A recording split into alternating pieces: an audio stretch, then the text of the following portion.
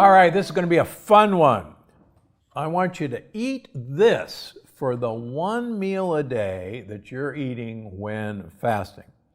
Now, if you've listened to this podcast for a while, you know I eat one meal a day, the so-called OMAD protocol, during the winter as part of my fasting protocol for optimal health. And I've been doing this now for 23 years. And so far, so good. So everybody wants to know, what do I eat for my one meal? Well, I'm going to reveal this in just a moment. But first, I'm going to explain why I practice this intermittent fasting schedule for half the year. So why would I do this? Well, first of all, I do it during the winter because winter would normally be a time of less food. And that's true even in the jungle. There are times in the jungle, where we all came from originally, where food is not very plentiful. Fruit, as you know, only ripens once a year in the jungle, in the spring and summer, and maybe a little bit in the fall, and then it's not available at other times of the year. Those of us who grew up in the Northern Hemisphere or even Southern Hemisphere, where there are strong seasons, know that the winter seasons is a time of less food availability. You can't grow it in the winter. You could store it potentially, and even animals are harder to come by in the winter. So there's good evolutionary evidence that we went through periods of getting a lot to eat and storing fat for the winter, and then living on our fat for extended periods of time and not having much access to food. And so there are circadian rhythms that happen in a 24-hour cycle that most of us are now aware of, but there's also circadian rhythms that happen with spring, summer, fall, and winter. In fact, looking at hunter-gatherers, modern hunter-gatherers, they follow an absolute interesting seasonal circadian rhythm with the different foods they ate. And interestingly enough, their microbiome changes dramatically from season to season.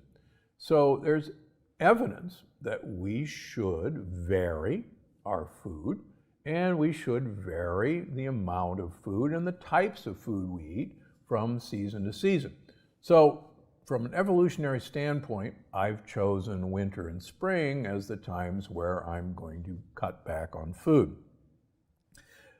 Do I do it in the summer and fall? In general, no. Although last year I did add more OMADs to my diet during the week, just for fun, and it really didn't make much difference one way or another. Now, how in the heck do you just eat one meal a day? Aren't I starving to death all the time? Well, as I point out in my last two books, you don't want to go from eating 16 hours a day, lots of little meals, to eating in a 2-hour window and fasting 22 out of 24 hours. Most people, as I talk about in Unlocking the Keto Code, will fall flat on their face.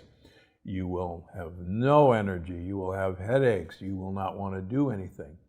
But you want to gradually transition to compressing your eating window to a smaller and smaller time period. I prefer to have my one meal a day at dinner time. Why do I do that? Because both my wife and I work, and it's really the only time we have to sit down and eat a meal together. So sure, could I eat my one meal a day at lunch, or could I eat my one meal a day at breakfast and then not eat the rest of the time? Sure, and those are certainly practical options, but just from a family standpoint, I've chosen to eat my one meal a day at dinner. Recently, we've had a number of patients, because of Unlocking the Keto Code's influence on them, adopt one meal a day. And I just saw two of them, a husband and wife team in their 60s adopt this program before their last blood test.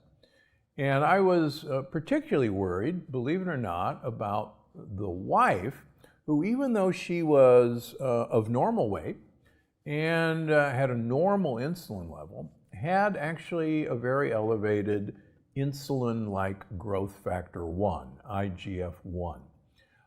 Those of you who've read my books or follow me know that IGF-1, a growth factor, is a very good predictor of longevity. By that I mean people who have low insulin-like growth factors tend to live a long time and live well. People who have elevated insulin-like growth factors tend to have shorter lives, and there's some evidence of increased cancer in those individuals because as we get older, I can guarantee you there is nothing in us that we want to grow. So growth factor makes things grow.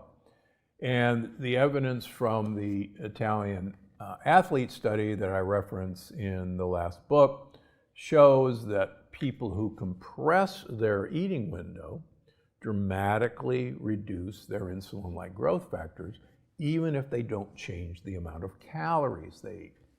And sure enough, this woman was running insulin-like growth factors in the low 200s, which personally at that age you don't want.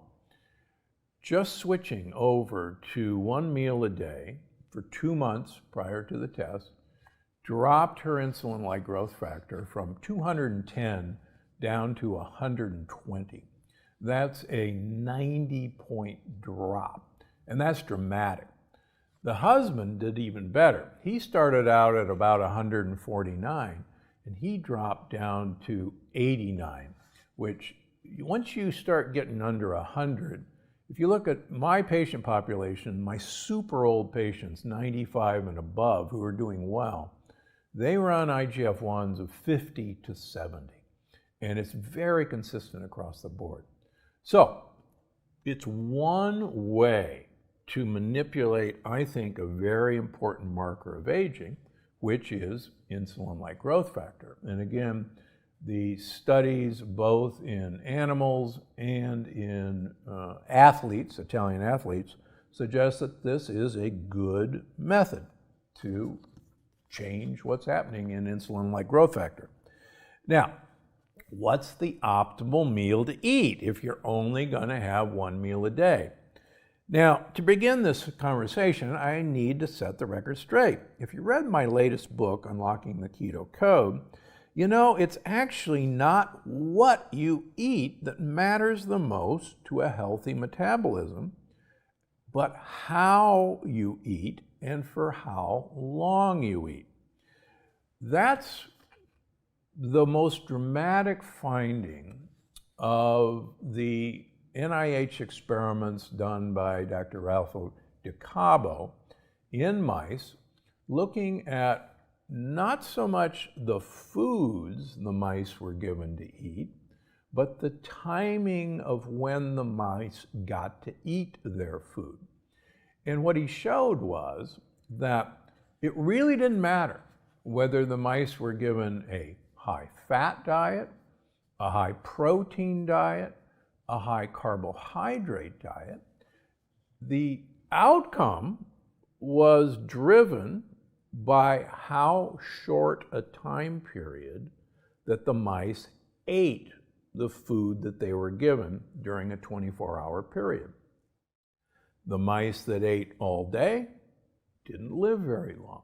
The mice that compressed whatever they were eating, whether it was high protein, high fat, high carbohydrate, compressed that eating window lower and lower, lived the longest, regardless of what they were eating, and had far less amyloid production and beta amyloid than the animals that ate all day long.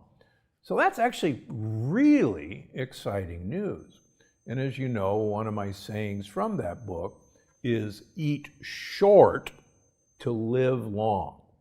So that experiment and the Italian athlete experiment has convinced me that compressing my eating window is one of the strongest ways I can impact my long-term health. So, is there any bad news to that study? Well, all the mice eventually died, but the mice in the high sugar group, most of the mice died from liver cancer. And that's actually a very common cancer in mice. So, long story short, would I make my one meal a day mostly sugar? No, I wouldn't. But the takeaway is the beauty of constricting the time that you eat all of your calories during the day gives you lots more options into not being a fanatic. Oh, I can't have this, I can't have that. I can't have that because that's high carbohydrate or that's high fat or that's high protein. Just compressing your eating window gives you tremendous power over your health.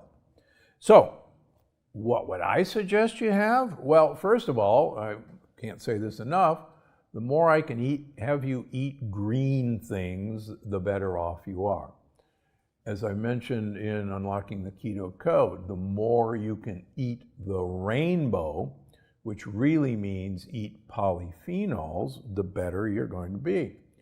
I've said this before, multiple times a week, I will have pressure cooked beans as part of my meal. And that just drives some of my critics crazy, but pressure cooking beans makes them actually an important part of your diet. I learned this from my years at Loma Linda. The other thing I think everyone should add to their diet is nuts, particularly pistachios, particularly walnuts, and we'll go into that on another lecture. But every day I change what I eat. Do I have my favorites? Sure, but the great thing is, I don't think in 5 years I've gotten through all the yes list of all the yes foods. So there's so much you can do. All right, that's it for today about the best meal to eat when eating once a day, because I'm Dr. Gundry and I'm always looking out for you. I hope you enjoyed this episode of the Dr. Gundry podcast. Make sure to check out the next one here. Water fasting is dangerous because of that fact. Now, if you want to do that, understanding the risks, you want to absorb those heavy metals and organopesticides by taking chlorella tablets and activated charcoal.